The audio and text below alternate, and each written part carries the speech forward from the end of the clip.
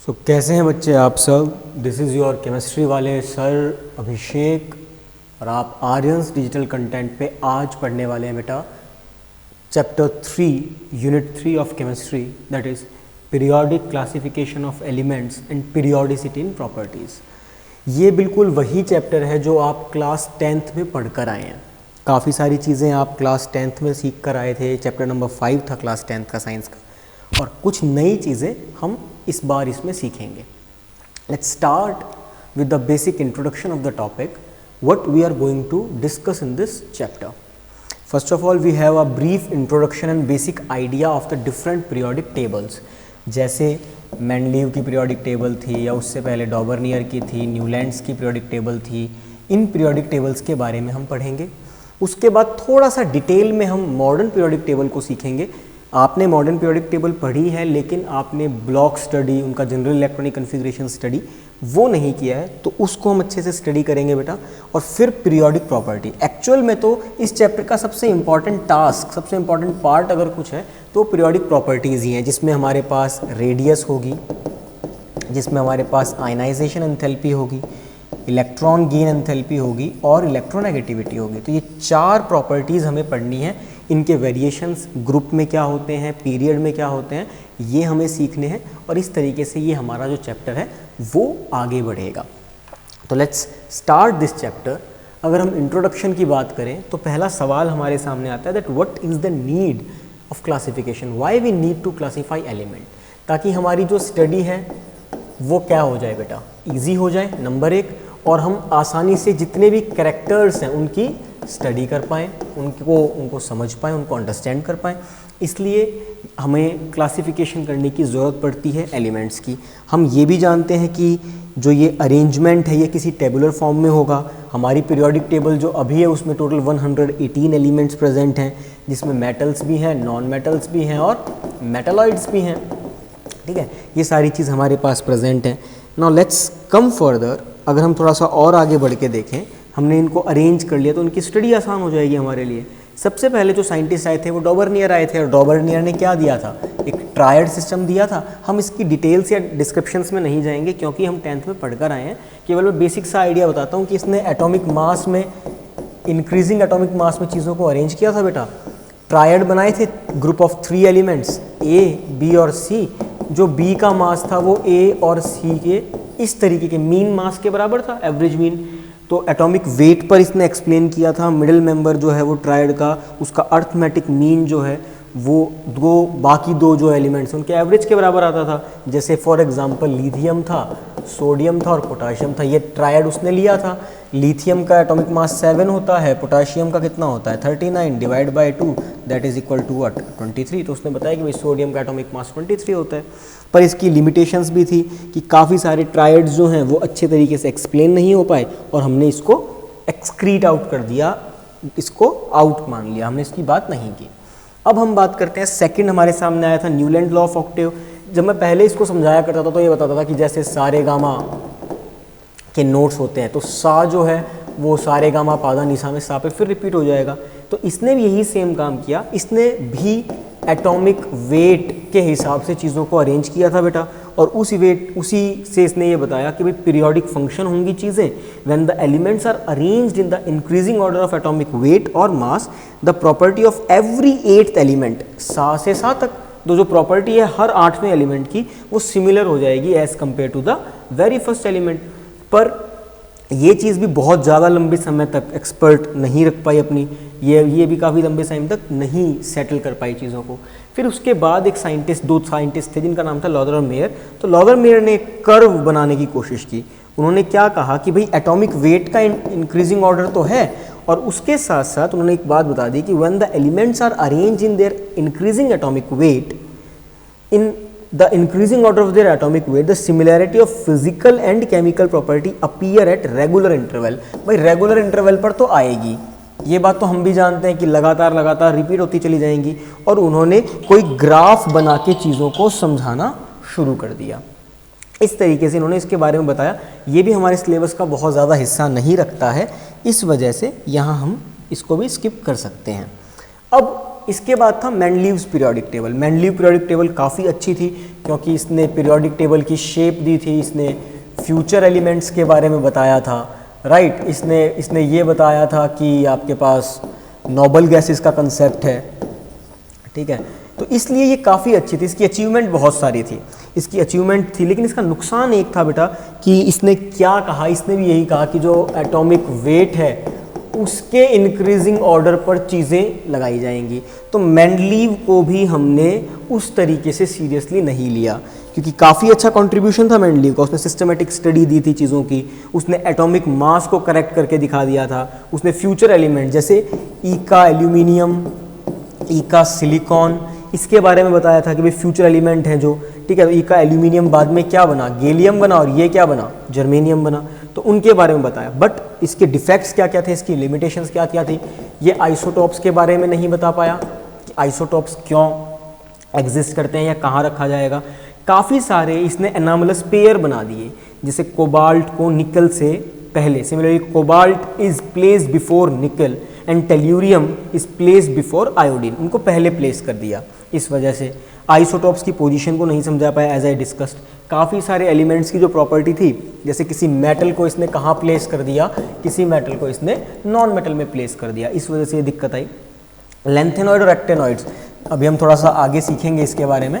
Lanthanoid और actinoids को भी एक्सप्लेन ठीक ठाक तरीके से नहीं कर पाया, तो इस वजह से हमने इसे साइडलाइन कर दिया। और फिर हमारी एंट्री होती है मॉडर्न पीरियोडिक टेबल की, जो डिपेंड करती है किस चीज़ पे बेटा, पीरियोडिक लॉ पे। पीरियोडिक लॉ एग्जैक्टली क्या कहता है हमको, पीरियोडिक लॉ ये कहता है, पहली बात तो ये किसने दी थी, मोज़ली वाज द साइंटिस्ट, और भोर को भी इसका कंट्रीब्यूशन जाता है बेटा। मोज़ली वाज द साइंटिस्ट जिसने ये बताया था कि the atomic number and atomic weight is the fundamental quantity, not the atomic weight. Atomic number is the main feature जिससे हमें चीज़ों को स्टडी करना है। तो इसने जो पीरियोडिक लॉ दिया, जिसको मॉडर्न पीरियोडिक लॉ कहा गया, वो क्या था भाई, वो था the physical and chemical property of the element. किसी भी एलिमेंट की फिजिकल या chemical property are the periodic function of their atomic number. अब तक जितने भी साइंटिस्ट थे वो सारे के सारे क्या गलती कर रहे थे, वो सब एटॉमिक वेट पर बात कर रहे थे, लेकिन Moseley was the very first scientist जिसने किस पर बात की बेटा, एटॉमिक नंबर पर बात की। अब हम अगर इससे थोड़ा सा आगे बढ़ें तो हम क्या पाते हैं, हम ये पाते हैं कि मॉडर्न पीरियोडिक टेबल एक बहुत अच्छे तरीके से long form of the periodic table बनकर हमारे सामने आई। लॉन्ग फॉर्म बन के आई एक चीज़, दूसरी चीज़ इसमें टोटल 18 ग्रुप्स हैं, 7 पीरियड्स हैं। ये जो पीरियड्स हैं ये हॉरिजॉन्टल होते हैं, ये जो ग्रुप हैं ये वर्टिकल होते हैं। 18 ग्रुप्स हैं, टोटल 4 ब्लॉक हैं बेटा। कौन कौन से ब्लॉक हैं, S block, P block, D block और एफ ब्लॉक। एस ब्लॉक आपके 11th के सिलेबस में है, पी ब्लॉक आपके 11th और 12th दोनों के सिलेबस में है, आगे जब इनऑर्गेनिक केमिस्ट्री के चैप्टर्स पढ़ेंगे, और डी एंड एफ ब्लॉक आपके केवल 12th के सिलेबस में आता है। तो इसने एस ब्लॉक के बारे में बताया, पी ब्लॉक के बारे में बताया, डी ब्लॉक के बारे में बताया और एफ ब्लॉक के बारे में भी बताया था। अब अगर हम थोड़ा सा और आगे समझें इसको थोड़ा सा रब करके, तो उसने कहा कि भाई जितने भी ब्लॉक एलिमेंट्स हैं उन सबका कोई ना कोई कन्फिग्रेशन होगा, उनका कोई ना कोई तरीका होगा इलेक्ट्रॉन्स को फिल करने का। इन्होंने क्या कहा कि जो एन है वो आउटर मोस्ट शेल है किसी भी एलिमेंट की, किसी भी एलिमेंट के अंदर। तो उन्होंने सबसे पहले चीज़ कही कि अगर मैं एस ब्लॉक एलिमेंट की बात करूं तो मेरा कन्फिग्रेशन या तो NS1 होगा या NS2। NS1 NS2 is the general electronic configuration for S block element. वही अगर मैं P की बात करूं तो मेरा हो जाएगा NS2 और NP 1 से लेके 6 तक। मेरे पास जो P है उसके अंदर 1 से लेके 6 इलेक्ट्रॉन्स तक मैं फिल कर सकता हूँ। S और P को मैं रिप्रेजेंटेटिव एलिमेंट भी कहता हूँ बेटा, क्योंकि ये वो एलिमेंट है जो अपने ग्रुप की प्रॉपर्टी इजीली शो करते हैं। जो भी इनका ग्रुप है उसकी प्रॉपर्टी को इजीली शो करते हैं। That's why they are also called as your representative elements. इनको रिप्रेजेंटेटिव एलिमेंट्स भी कहते हैं। फिर इसके बाद आया बात आपके एस ब्लॉक के अंदर भी 2 ग्रुप्स बनते हैं। एस ब्लॉक में जो 2 ग्रुप है, फर्स्ट ग्रुप और सेकंड ग्रुप। फर्स्ट ग्रुप को हम कहते हैं एल्कली मेटल और सेकंड को क्या कहते हैं बेटा, एल्कलाइन अर्थ मेटल। तो एल्कली मेटल और एल्कलाइन अर्थ मेटल क्या है? फर्स्ट ग्रुप के अंदर एल्कली मेटल है, इसका मतलब ली ना की रब से फरियाद, यानी कि lithium, sodium, potassium, rubidium, caesium और फ्रेंशियम। एल्कली क्यों है? क्योंकि इनके जो हाइड्रोक्साइड है वो पानी में डिजोल्व हो जाएंगे, that's why they are alkali. Alkali क्या होता है? Those bases which are soluble in water. और दूसरे हैं alkaline earth metal. Alkaline earth metal मतलब वो एलिमेंट जो अर्थ क्रस्ट के अंदर आसानी से मिलते हैं। जैसे क्या ट्रिक थी हमारी? बेटा, मांगे, कार, सफारी, बाप, राजी। तो बेटा, मांगे, कार, सफारी, बाप, राजी, beryllium, magnesium, calcium, strontium, barium और रेडियम, ये सारे के सारे आते थे हमारे एस ब्लॉक में। अगर हम पी ब्लॉक की बात करें तो पी ब्लॉक के अंदर कुल मिलाकर के कितने ग्रुप्स हैं? तो पी ब्लॉक के अंदर बेटा कुल मिलाकर के टोटल 6 ग्रुप्स प्रेजेंट हैं। कितने ग्रुप प्रेजेंट है भाई? 6 ग्रुप्स आर प्रेजेंट। कौन कौन से? कहाँ से शुरू होता है? 13th, 14th, 15th, 16th, 17th और 18th। तो 13 से लेकर और आपके 18 तक आपका पी ब्लॉक एलिमेंट आता है। 13th ग्रुप जिसको आप क्या बोल देते हो बेटा? Boron family. 14th ग्रुप जिसको आप क्या बोलते हो भाई? Carbon family. 15th ग्रुप को आप क्या बोलते हो? नाइट्रोजन फैमिली, जिसका एक नाम और भी है, दैट इज निकोजन। निकोजन का मतलब क्या होता है? वो सबस्टांस जो क्या करेंगे? सफोकेशन कॉज करते हैं। 16th ग्रुप आपकी ऑक्सीजन फैमिली होती है, जिसके अंदर एक और नाम हम दे सकते हैं चाल्कोजन। चाल्कोजन का मतलब जो ओर बनाएंगे, बहुत सारे ओर्स जो हैं, आपने आपकी 10th क्लास के अंदर चैप्टर नंबर 3 में एक्सट्रैक्शन ऑफ ओर पढ़ के आए हैं आप, वो। 17th groups are called as halogen, क्योंकि ये सॉल्ट फैमिली होती है। और 18th ग्रुप को हम क्या बोलते हैं? नोबल गैसेस, यानी कि नॉन रिएक्टिव गैसेस। तो ये सारी की सारी इसके अंदर आती हैं। ये था हमारे पास एस ब्लॉक और पी ब्लॉक। एस ब्लॉक और पी ब्लॉक के बारे में हमने डिस्कशन कर लिया। अब इसके बाद अगर हम आगे बढ़े बच्चा, तो हम बात करते हैं डी ब्लॉक एलिमेंट्स की। तो अगर हम डी ब्लॉक एलिमेंट्स की बात करेंगे तो डी ब्लॉक एलिमेंट का जो जनरल इलेक्ट्रॉनिक कन्फिग्रेशन होता है वो होता है n-1d 1 से 10 ns 0 से 2। हमें ये चीज़ पता है कि s के अंदर एक ऑर्बिटल होता है, p के अंदर कितने होते हैं? 3, d में कितने होते हैं? 1 2 3 4 5 1 2 3 4 5 और f में कितने होते हैं बेटा?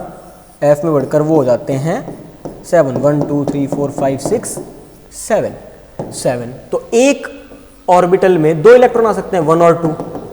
तो इसमें कितने आ जाएंगे भाई? 1 2 3 4 5 6 इलेक्ट्रॉन। इसमें कितने आ जाएंगे? चेक करो। और इसमें कितने आ जाएंगे? इतने।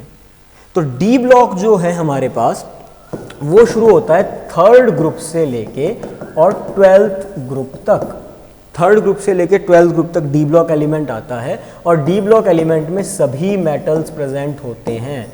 D block consist of all the metals, जितने भी हैं सब के सब मेटल्स ही होंगे, सब मेटल होते हैं बेटा। और अगर हम बात करें इसके अंदर एफ ब्लॉक एलिमेंट्स की, तो एफ ब्लॉक एलिमेंट्स का जो जनरल इलेक्ट्रॉनिक कन्फिग्रेशन है वो n-2 f1 से 14 आता है। और उसके बाद हम लिखेंगे n-1 d 0 से 1 और ns का 1 से 2। इस तरीके से इसका इलेक्ट्रॉनिक कन्फिग्रेशन बन जाता है। मैक्सिमम केसेस में जो ns की वैल्यू है वो 2 ही रहती है। बहुत रेयर टू रेयर केस है जहां पर 1 होती है, वरना 2 ही रहती है। और F block elements are generally radioactive in nature, कुछ कलर्ड कंपाउंड भी होते हैं, ठीक है, लेकिन काफ़ी ज़्यादा रिएक्टिव होते हैं। डी ब्लॉक और एफ ब्लॉक के बारे में हम बहुत ज़्यादा डिटेल में अभी नहीं पढ़ेंगे बच्चा। क्यों नहीं पढ़ेंगे? क्योंकि इससे रिलेटेड तो हमें पूरा का पूरा एक चैप्टर कक्षा 12वीं में पढ़ना ही है। तो ये हमारे पास एक पॉइंट था जिस पे हम बात कर रहे थे, ठीक है। अब थोड़ा सा आगे बढ़ते हैं और थोड़ा सा डिटेल के अंदर जाते हैं हमारे आज के इस कंसेप्ट में, और वो आता है कॉज ऑफ पीरियोडिसिटी। यहाँ से हम चीज़ों को सीखते हैं बेटा कि कॉज ऑफ पीरियोडिसिटी क्या होती है और इसके हम क्या कर सकते हैं। तो कॉज ऑफ पीरियोडिसिटी का मतलब है द रियकरेंस, वापस रिपीट होना, the recurrence of the similar property of element after certain interval of time. After the certain interval of time अगर मेरी प्रॉपर्टी क्या हो जाए? रिपीट हो जाए, तो वो क्या होगी? मेरी पीरियोडिसिटी होगी। और कब? जब मेरे एलिमेंट्स जो हैं वो किस में अरेंज हैं भाई? एटॉमिक नंबर के इंक्रीजिंग ऑर्डर में। अब देखो यार, बहुत सिंपल सी बात है, तुम इतने अच्छे बच्चे हो, है ना, हो के नहीं हो? तो तुम इतने अच्छे बच्चे हो तो तुम एक चीज़ तो समझ ही गए होगे कि जो अब तक की पीरियोडिक टेबल्स चल रही थी वो सारी की सारी किस चीज़ पे चल रही थी बच्चा लोग? वो सारी की सारी चल रही थी एटॉमिक वेट पे, और ये पहली ऐसी पीरियोडिक टेबल है जो किस पे चल रही है? एटॉमिक नंबर पे। तो एटॉमिक नंबर के अंदर जब मैं इंक्रीजिंग ऑर्डर में चीज़ों को अरेंज कर दूंगा, जैसे ली, ना, की, रब से फरियाद, तो ये मेरा इंक्रीजिंग ऑर्डर है। यहाँ पे 3 है इसका एटॉमिक नंबर, इसका 11 है, इसका 19 है, ठीक है। तो जब मैं इस फॉर्मेट के अंदर इसको अरेंज कर दूंगा तो मैं इसकी स्टडी कर पाऊंगा आसानी से। और जो प्रॉपर्टी सोडियम की होती है लगभग वैसी सी प्रॉपर्टी ही पोटाशियम शो करता है, वैसी सी प्रॉपर्टी ही रुबिडियम शो करता है, लिथियम भी करता है, पर जो पहला एलिमेंट होता है किसी भी ब्लॉक का, किसी भी ग्रुप का, वो एक्सेप्शनल बिहेवियर शो करता है। इसके ऊपर हम डिटेल में चीज़ों को सीखेंगे अभी, ठीक है। अब बढ़ते हैं थोड़ा सा और आगे बच्चा लोग, और वहाँ बढ़ते हैं जहाँ से हमको इस आर्टिकल को अब पीक पे लेके जाना है, and that is the very first physical property, atomic radius. Atomic radius का मतलब क्या होता है? The distance from the centre of the nucleus to the outermost shell of the electron. ये मेरा न्यूक्लियस है और फॉर एग्जांपल ये मेरी आउटर मोस्ट शेल है, तो ये जो इतनी दूरी है ये मेरी क्या कहलाएगी? मेरी एटॉमिक रेडियस कहलाएगी। जो साइज होता है एटम का वो लगभग 1.2 एंगस्ट्रॉम होता है। एंगस्ट्रॉम का मतलब होता है 10⁻⁻10, तो 1.2 × 10⁻⁻10 मीटर के आसपास इसकी लेंथ होती है। हालांकि इसको हम केवल अजम्पशन मानते हैं, इमेजिनरी कंसेप्ट मानते हैं इस वजह से। अब अगर मैं किसी मॉलिक्यूल की बात करता हूँ तो मॉलिक्यूल क्या होगा? एक एटम ये होगा, एक एटम ये है, ये मेरे पास 2 एटम है, 2 एटम मिलके मॉलिक्यूल बनाएंगे कुछ इस तरीके से। तो ये इसका न्यूक्लियस, ये इसका न्यूक्लियस, ये एक डिस्टेंस आ गई मेरे पास, यस और नो? बोलो बेटा। तो यहाँ पर एटॉमिक रेडियस मैं इस तरीके से निकालूंगा, इंटर न्यूक्लियर डिस्टेंस। इन 2 न्यूक्लियस, ये फर्स्ट और ये सेकेंड, तो इन 2 न्यूक्लियस के बीच में जो दूरी है वहाँ से मैं मेरी एटॉमिक रेडियस निकालूंगा। एटॉमिक रेडियस में अब मैं इसके बाद क्या पढ़ूंगा बच्चा लोग? यहाँ मैं कोवेलेंट रेडियस भी पढ़ूंगा और फिर एक कंसेप्ट पढ़ूंगा मेटेलिक रेडियस का। मेटेलिक रेडियस पढ़ने के बाद मैं सीखूंगा इसके अंदर आयनिक रेडियस। तो रेडियस का मतलब बिल्कुल वही है जो तुम मैथ्स में पढ़ते हो, सेंट्रल या गोले का, स्फीयर, गोले का सेंट्रल या, और ये लो, ये तो होता है ना आपकी रेडियस। अब ये जो है ना, ये लाइन जो आपको नजर आ रही है, ये आउटर मोस्ट शेल है, OMS, जहां सबसे आखिरी इलेक्ट्रॉन प्रेजेंट है। जहां सबसे आखिरी इलेक्ट्रॉन प्रेजेंट है वहां से न्यूक्लियस की जो दूरी है वो उसकी एटॉमिक रेडियस है। अब हम आगे निकल के देखते हैं बच्चा, कोवेलेंट रेडियस के बारे में सीखते हैं और मेटेलिक रेडियस के बारे में सीखते हैं। तो कोवेलेंट रेडियस क्या है? कोवेलेंट रेडियस का मतलब होता है कि half of the distance between 2 nucleus of covalently bonded atoms. मेरे पास एक एटम ये रहा, एक एटम ये रहा, इन दोनों को मैंने कंबाइन कर दिया, तो इस तरीके से कंबाइन हुए, ये न्यूक्लियस, ये न्यूक्लियस, ये देखो, half of the internuclear distance, इन दोनों के बीच की आधी इंटर न्यूक्लियर डिस्टेंस जो है वो मेरी कहलाएगी क्या? मेरी covalent radius. That is my covalent radius. और अच्छे से अगर मैं इसको डिफाइन करूं तो इस तरीके से कर सकता हूं, हालांकि ये भी सही है, और अच्छे से करना चाहो तो ये बोल सकते हो that the distance between the centre of the nucleus of the atom and the mean position of the shared pair of the electron between the bonded atom.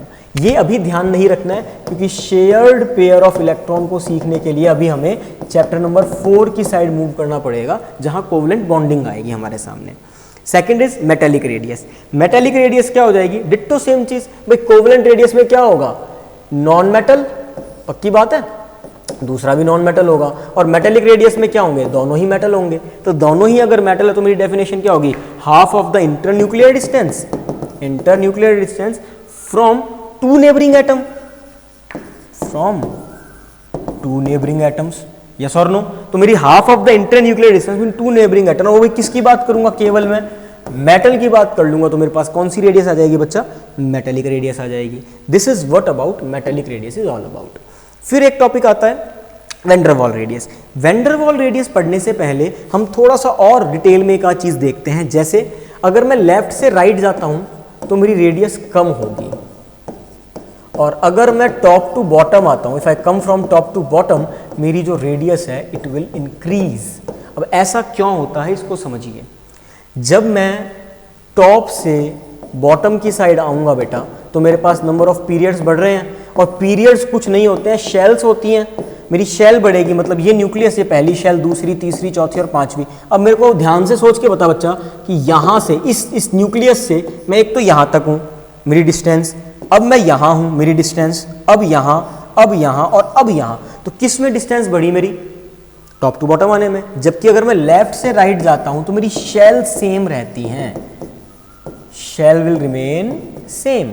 अगर मेरी शेल सेम है तो मेरी रेडियस कम हो जाएगी क्योंकि उसमें अट्रैक्शन आ जाएगा। इस कंसेप्ट पे काम करेंगे अभी हम, इस कंसेप्ट पे अच्छे से काम करेंगे। Let's first move towards van der Waals interaction और इनर्ट गैस रेडियस। तो अगर मैं वैन डर वाल रेडियस की बात करूं तो ये सबसे अलग है, सबसे अलग क्यों है? क्योंकि यहां पर एक कोवेलेंट रेडियस है, एक कोवेलेंट रेडियस है, और एक्चुअल में जो वैन डर वाल रेडियस है वो क्या है? ये जो डिस्टेंस दिख रहा है इसका हाफ इंटरन्यूक्लियर डिस्टेंस है। यानी कि मेरे पास एक बॉन्डेड मॉलिक्यूल है, एक और बॉन्डेड मॉलिक्यूल है, उन दोनों के बीच में जो नॉन बॉन्डेड चीजें हैं उनका डिस्टेंस।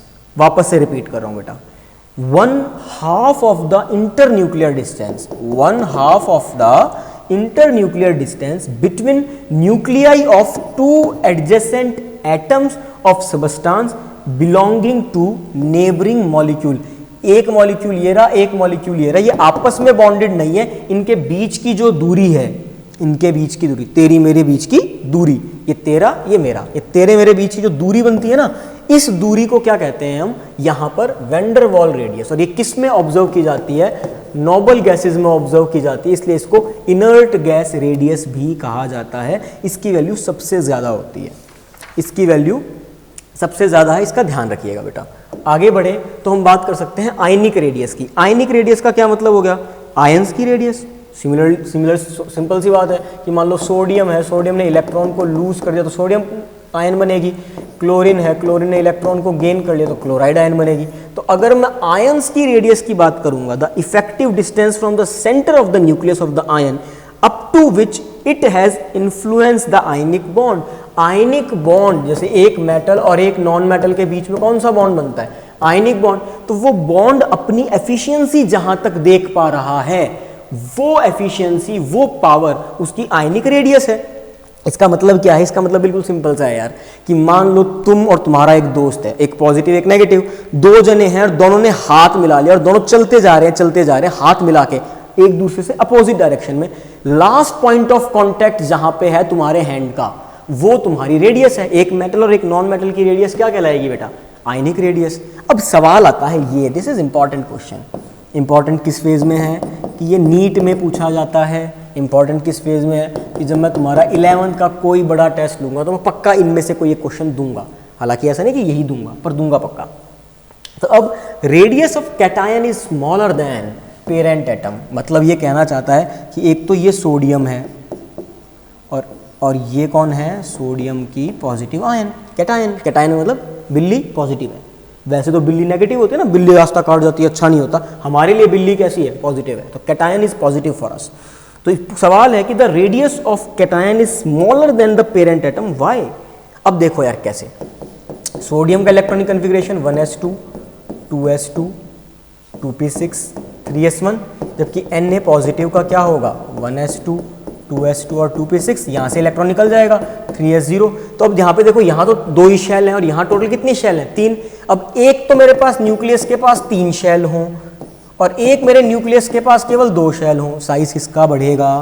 ये देखो, ये देखो, यस और नो? तो ये मेरा पहला रीजन है। और इससे क्या होता है बेटा? मेरा इफेक्टिव न्यूक्लियर चार्ज जनरेट होता है। कौन सा charge?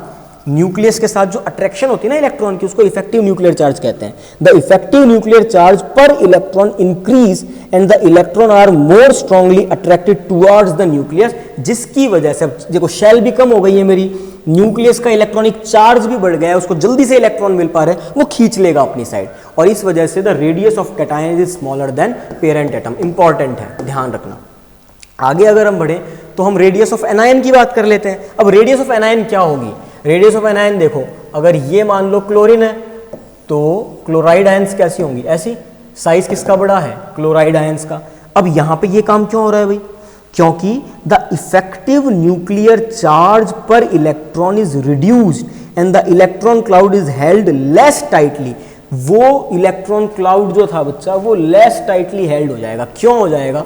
Chlorine 1s2 2s2 2p6 3s2 3p5 होता है, और chloride ions 1s2 2s2 2p6 3s2 3p6। Octet complete कर लिया, शेल तो सेम रही लेकिन ऑक्टेट कंप्लीट कर लिया। अब यहाँ पे जैसे ही इसने ऑक्टेट कंप्लीट कर लिया, एक इलेक्ट्रॉन को इसने जैसे ही गेन कर लिया, मैग्नीट्यूड न्यूक्लियर चार्ज का तो सेम रहा, लेकिन उस एक इलेक्ट्रॉन के बढ़ने से इसका रिपल्शन बढ़ गया है। भाई क्या बढ़ गया है? रिपल्शन। क्यों बढ़ा? देखो ध्यान से, मैंने 3p का ऑर्बिटल बनाया, इसके लिए कितने इलेक्ट्रॉन? 5, और अब मेरे को कितने भरने हैं? 6। तो ये जो इलेक्ट्रॉन आया, इसने इलेक्ट्रॉन का रिपल्शन कर दिया। और रिपल्शन अगर हो जाएगा, दो दोस्त हैं दोनों में रिपल्शन हो गया, तो रिपल्शन होगा तो वो पास रहेंगे या दूर जाएंगे?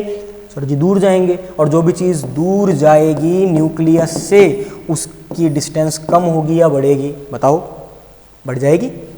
अगर हम लेफ्ट से राइट जाते हैं तो साइज कम हो जाता है, और हम टॉप टू बॉटम आते हैं तो साइज क्या हो जाता है?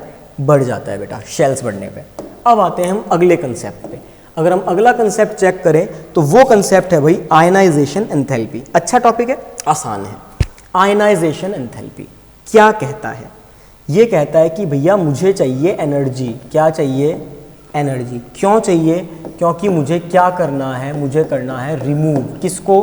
इलेक्ट्रॉन को। किससे? आइसोलेटेड गैसियस एटम से, अकेले से। आइसोलेटेड अकेला गैसियस एटम से मेरे को रिमूव करना है। कहाँ पे? इन इट्स ग्राउंड स्टेट, मतलब एक्साइट भी ना हो रखा हो, नॉर्मल सा रखा हुआ हो।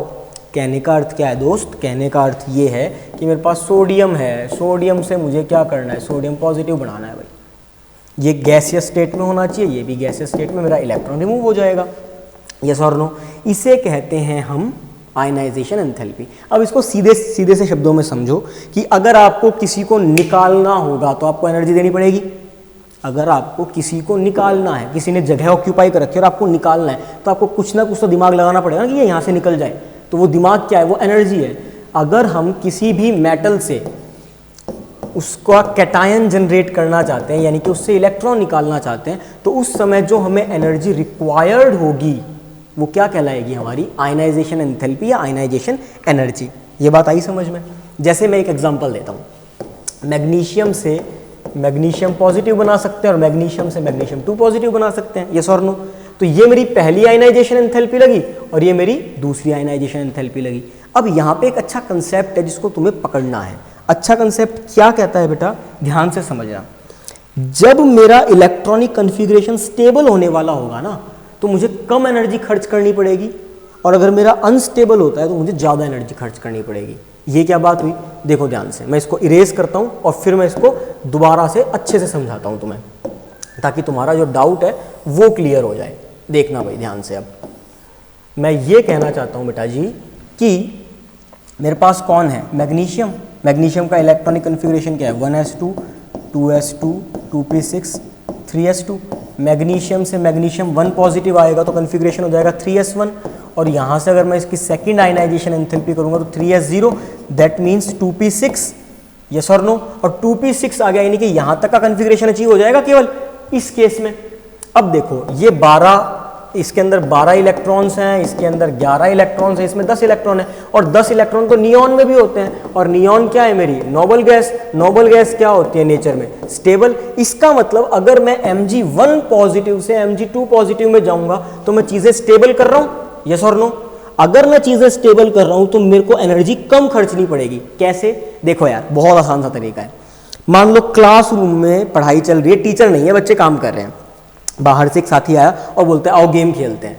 अब गेम खेलते हैं और जो अंदर क्लास में बच्चा बैठा है वो भी गेम खेलना चाहता है, तो वो आराम से बाहर निकलेगा या नहीं निकलेगा? यस और नो? इस तरीके से आयनाइजेशन एंथैल्पी काम करती है। तो आयनाइजेशन एंथैल्पी को अगर हम नॉर्मल वे में बात करें तो क्या होगा कि किसी भी गैसियस एटम से, आइसोलेटेड मतलब अकेला, गैसियस एटम से उसकी कैटायन बनाने के लिए, उसकी पॉजिटिव आयंस बनाने के लिए हम उसका इलेक्ट्रॉन निकालते हैं, और इलेक्ट्रॉन निकालने के लिए जिस एनर्जी की हमें ज़रूरत महसूस होगी वो क्या कहलाएगी? हमारी वो कहलाएगी हमारी आयनाइजेशन एंथैल्पी। अब बात करते हैं साइज, फैक्टर्स की। फैक्टर में सबसे पहले बात करेंगे बेटा साइज की, कि साइज का क्या फर्क पड़ेगा। भाई सिंपल सी कहानी है, ये मेरा न्यूक्लियस, ये मेरी पहली शेल, दूसरी शेल, तीसरी शेल। अब तुम ही दिमाग लगाओ, एक तो मेरे न्यूक्लियस के यहाँ पे कोई इलेक्ट्रॉन प्रेजेंट हो, एक केस, एक मेरे यहाँ प्रेजेंट हो, जो न्यूक्लियस के पास होगा उसका अट्रैक्शन कम होगा या ज़्यादा, पॉजिटिव नेगेटिव अट्रैक्शन ज़्यादा होगा, और जो इलेक्ट्रॉन दूर होगा उसका कम होगा। तो सोचो अगर मेरा साइज छोटा होगा तो इलेक्ट्रॉन को निकालना आसान होगा या मुश्किल। अगर मेरा साइज छोटा है तो मेरी शेल कम है, ये रही मेरी शेल एक, और मेरा साइज बड़ा है तो मेरी शेल क्या है, ज़्यादा है। इसको निकालना आसान है या इसको, 1 को या 2 को, बोलो 1 को निकालना क्या हो जाएगा, मुश्किल, क्योंकि अट्रैक्शन ज़्यादा है, और 2 को निकालना क्या हो जाएगा, आसान, क्योंकि दूर है, और दूर है तो अट्रैक्शन क्या, दूरी से हमेशा अट्रैक्शन क्या हो जाती है, कम हो जाती है। अगली चीज़ क्या है बेटा, अगला है चार्ज। जितना ज़्यादा चार्ज होगा, जितना ज़्यादा न्यूक्लियस चार्ज, न्यूक्लियर चार्ज का मतलब इलेक्ट्रॉन की और न्यूक्लियस की इंटरेक्शन जितनी ज़्यादा होगी, जितना ज़्यादा चार्ज होगा उतना ही ज़्यादा एनर्जी लगानी पड़ेगी, क्योंकि उतनी ही ज़्यादा स्ट्रांगली वो क्या हो रखा होगा, बाइंड हो रखा होगा। अगला है स्क्रीनिंग इफेक्ट। स्क्रीनिंग इफेक्ट बिल्कुल इसका अपोजिट चलता है भाई। स्क्रीनिंग इफेक्ट का क्या मतलब होता है, जब बहुत सारे इलेक्ट्रॉन्स प्रेजेंट हो, मल्टी इलेक्ट्रॉन सिस्टम होता है, एक से ज़्यादा इलेक्ट्रॉन प्रेजेंट है ऑर्बिटल के अंदर, तो आउटर मोस्ट शेल में जब बहुत सारे इलेक्ट्रॉन प्रेजेंट हैं तो वो क्या कॉज कर देते हैं, रिपल्शन की वजह से शील्डिंग कॉज कर देते हैं। शील्डिंग मतलब न्यूक्लियस के साथ उस इलेक्ट्रॉन को मिलने ही नहीं देते, उसको पहुंचने ही नहीं देते। तो ये न्यूक्लियस है, ये देखो, अगर मैंने इतनी शेल्स बना दी तो यहाँ बहुत सारे इलेक्ट्रॉन है, अब इस इलेक्ट्रॉन को इससे मिलना है, इससे मिल ही नहीं पाएगा, क्योंकि ये शील्ड बनी हुई है, देखो ये देखो शील्ड, बोले जाने नहीं देंगे, जाने नहीं देंगे, जाने नहीं देंगे। तो जब जाने ही नहीं देंगे तो अट्रैक्शन क्या हो जाएगी भाई, अट्रैक्शन अपने आप कम हो जाएगी। अगला पॉइंट है बेटा इसी के अंदर, पेनिट्रेशन इफेक्ट। पेनिट्रेशन इफेक्ट में बेसिकली हमें ये पता होना चाहिए कि ऑर्डर क्या है। कई बार केवल ऑर्डर पूछ लेता है, केवल मैं ऑर्डर लिख रहा हूँ, इसकी एक्सप्लेनेशन हमारे सिलेबस का हिस्सा नहीं है, पर फिर भी हमें ये पता है कि मल्टी इलेक्ट्रॉन सिस्टम है, एस ऑर्बिटल है, तो उसमें जो सबसे पास कौन होगा, एस, तो वो जल्दी से पेनिट्रेट कर सकता है न्यूक्लियस के साथ, जबकि पी उससे लेट करेगा, डी उससे लेट करेगा, और एफ सबसे लेट करेगा। नेक्स्ट टॉपिक आता है बेटा इसी में ही फैक्टर में, इलेक्ट्रॉनिक अरेंजमेंट्स। इलेक्ट्रॉनिक अरेंजमेंट में देखो यार, अगर मेरे पास कोई नोबल गैस है तो वो पहले से स्टेबल है, अगर वो पहले से स्टेबल है तो क्या वो इलेक्ट्रॉन को लूज करेगी, नहीं, तो उसकी आयनाइजेशन एनर्जी क्या हो जाएगी, मैक्सिमम, पहला पॉइंट। दूसरा केस, अगर मेरे पास कोई हाफ फील्ड स्टेबल कन्फिग्रेशन है, जैसे अगर मैं बात कर लेता हूँ नाइट्रोजन की, नाइट्रोजन का कन्फिग्रेशन क्या होता है, 1s2 2s2 और 2p3, पी के अंदर टोटल कितने इलेक्ट्रॉन आ सकते हैं, 6 आ सकते हैं, पर आए हुए कितने हैं बेटा, केवल 3, हाफ फील्ड है, तो हाफ फील्ड भी स्टेबल कन्फिग्रेशन है, तो उसकी आयनाइजेशन एंथैल्पी भी क्या हो जाएगी बच्चा, ज़्यादा हो जाएगी। इस तरीके से हम बात करते हैं। तो ये हमारे फैक्टर्स थे जो हमको स्टडी करने थे। अब आता है variation in period, again an important article, केवल एक ही पीरियड हमारे सिलेबस का हिस्सा है, उस पर बात करते हैं, वो है लिथियम से बेरिलियम से बोरोन, कार्बन, नाइट्रोजन, ऑक्सीजन और फ्लोरीन। जनरली क्या होता है, लेफ्ट से राइट साइज कम होगा, साइज कम होगा तो जो न्यूक्लियस है उसकी इलेक्ट्रॉन के साथ जो अट्रैक्शन है वो बढ़ेगी। अट्रैक्शन अगर बढ़ेगी तो इलेक्ट्रॉन को रिमूव कर पाना आसान होगा या मुश्किल, सर जी मुश्किल हो जाएगा। इलेक्ट्रॉन निकालना मुश्किल है तो आयनाइजेशन एंथैल्पी बढ़ेगी या कम होगी, सर बढ़ेगी, क्योंकि अगर इलेक्ट्रॉन निकालना मुश्किल है तो इलेक्ट्रॉन निकालने के लिए जो एनर्जी देनी है वो ज़्यादा देनी पड़ेगी, आयनाइजेशन एंथैल्पी बढ़ जाएगी। तो हम देखते हैं कि होता क्या है। होता ये है मित्र कि जब हम लिथियम से बेरिलियम जाते हैं तो हमारी आयनाइजेशन एंथैल्पी बढ़ जाती है, बेरिलियम से बोरोन जाते हैं तो कम हो जाती है, यहाँ से यहाँ जाओगे बढ़ जाएगी, यहाँ से यहाँ जाओगे बढ़ जाएगी, यहाँ से यहाँ जाओगे कम हो जाएगी, यहाँ से यहाँ जाओगे फिर से बढ़ जाएगी।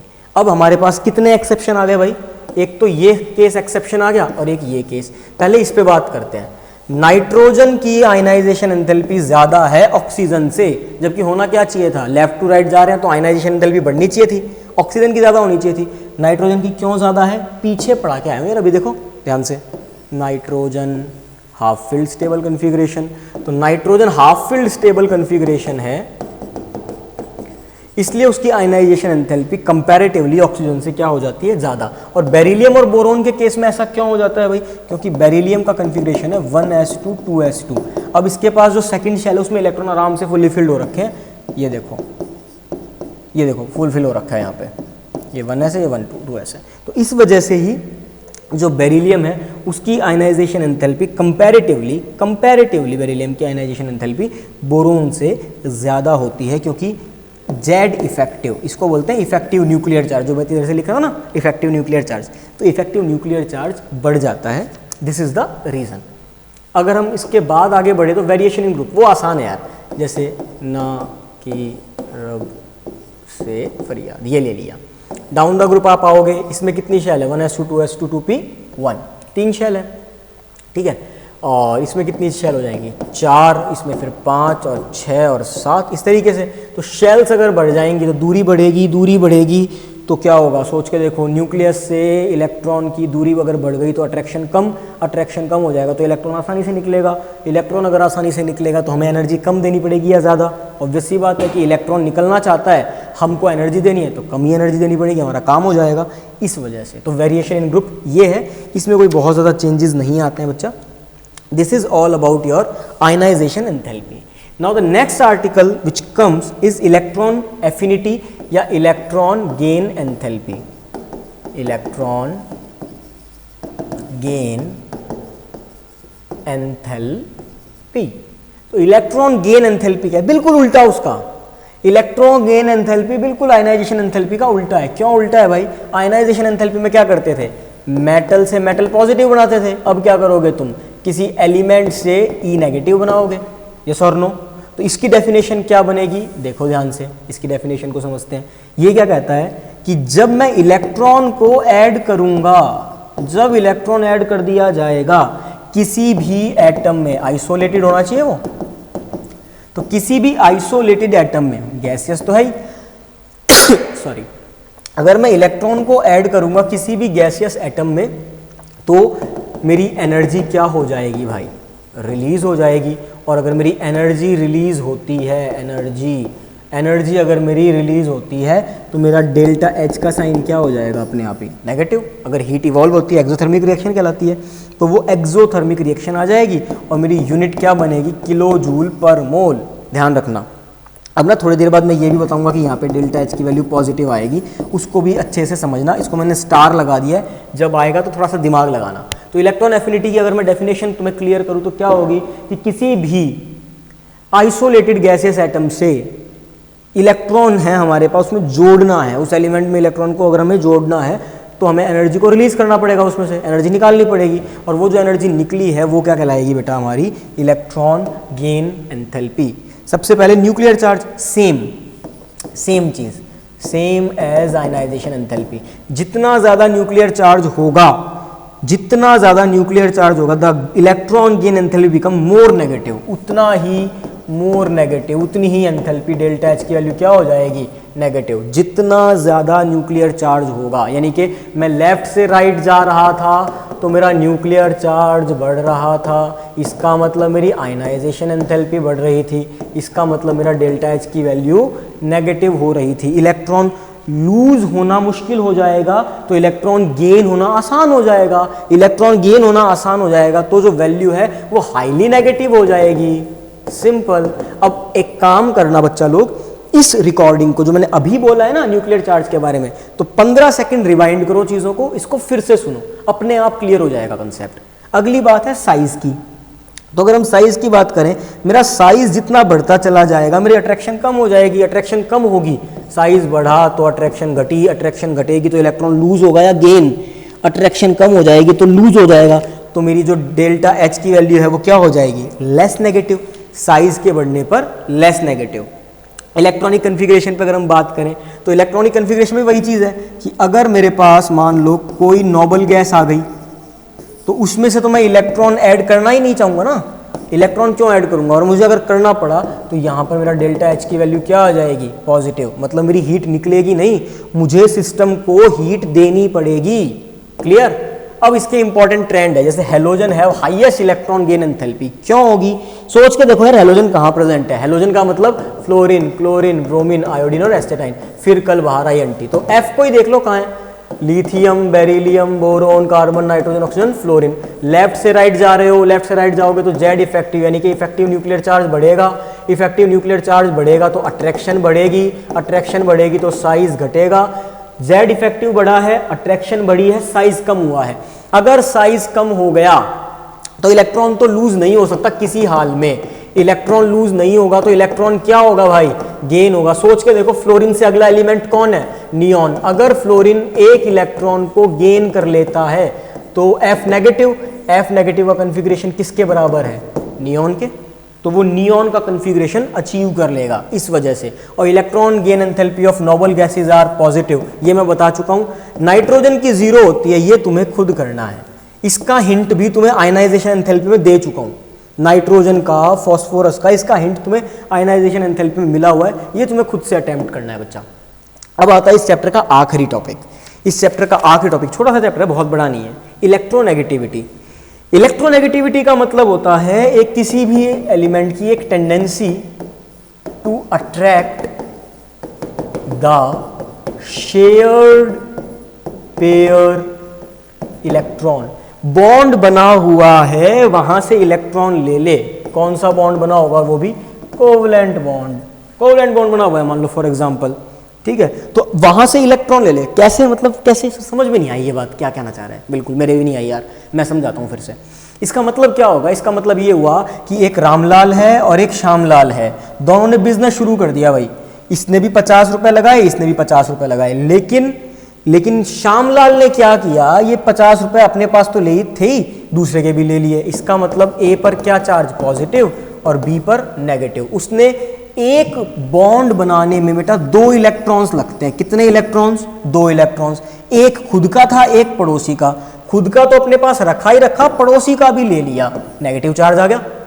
ये टेंडेंसी जो शेयर्ड बॉन्ड है, shared bond, covalent bond shared होता है, तो शेयर्ड बॉन्ड से इलेक्ट्रॉन को खींच लेने की जो कला है, जो टेंडेंसी है, जो आर्ट है, वो कहलाती है आपकी इलेक्ट्रोनेगेटिविटी। अब अगर हम बात करें पॉलिंग स्केल की, अलग अलग साइंटिस्ट ने अलग अलग चीज़ें समझाई थी इसके बारे में, तो अगर हम बात करें बेटा केवल पॉलिंग स्केल की, तो वो क्या कहता है, उसको सीखते हैं। हालांकि पॉलिंग स्केल की जो एक्सप्लेनेशंस हैं वो बहुत ज़्यादा इंपॉर्टेंट नहीं है हमारे लिए, लेकिन फिर भी एक बार हम कर लेते हैं। तो उसने ये बताया कि भाई अगर हमको इलेक्ट्रोनेगेटिविटी किसी ए बी मॉलिक्यूल की निकालनी है तो वो कैसे निकलेगी, वो निकलेगी energy of A multiply by energy of B, और इसका कर दो जी आप रूट। यानी कि जो एनर्जी ए मॉलिक्यूल को बनाने में लगी है मल्टीप्लाई जो एनर्जी बी मॉलिक्यूल को बनाने में लगी है, उसका रूट कहलाएगा आपका इलेक्ट्रोनेगेटिविटी ए बी मॉलिक्यूल की। हालांकि ये चीज़ ढंग से प्रूव नहीं हो पाई थी, क्लियर नहीं हो पाई थी, इसलिए इसके बारे में हम ज़्यादा वैल्यू रखते नहीं हैं। पर हाँ, जो यहाँ से वैल्यूज़ निकलती हैं, मतलब इसको जब आगे सॉल्व करते हैं बेटा और हम वैल्यूज़ निकालते हैं, तो हम ये पाते हैं कि जो फ्लोरीन है उसकी इलेक्ट्रोनेगेटिविटी 4.0 आती है, और कुछ एक की हमें याद रखनी है, जैसे कार्बन की, सल्फर की, आयोडीन की, CSI 2.5, हिंदुस्तान पेट्रोलियम, हाइड्रोजन और फास्फोरस, इसकी होती है बेटा 2.1। और आसान है याद करना, देखो lithium, beryllium, boron, carbon, nitrogen, oxygen, fluorine, इसकी 4, 0.5 कम करते जाना भाई, 3.5, 3, 2.5, 2, 1.5, 1, इस तरीके से इनकी इलेक्ट्रोनेगेटिविटी होती है। आगे अगर हम देखें मलिकन स्केल को, तो मलिकन स्केल ने क्या कहा कि भाई जो इलेक्ट्रोनेगेटिविटी होती है किसी भी एलिमेंट की, वो किस पे डिपेंड करेगी, वो 2 चीज़ों पे डिपेंड करती है। पहली चीज़ तो आयनाइजेशन एंथैल्पी, दूसरी electron gain enthalpy divided by 2। उसने इस तरीके से इसको सॉल्व करके बताया, तो ये कहलाता है मलिकन स्केल। हमने 2 स्केल सीखे, एक पॉलिंग का स्केल जिसमें वैल्यूज हैं, और दूसरा मलिकन का scale. Now let's come to the factors कि किस फैक्टर पे हमारी आयनाइजेशन एंथैल्पी डिपेंड करती है। हमारी आयनाइजेशन एंथैल्पी डिपेंड करेगी बेटा ऑक्सीडेशन स्टेट पे। The electronegativity increase as the positive oxidation state of atom increase.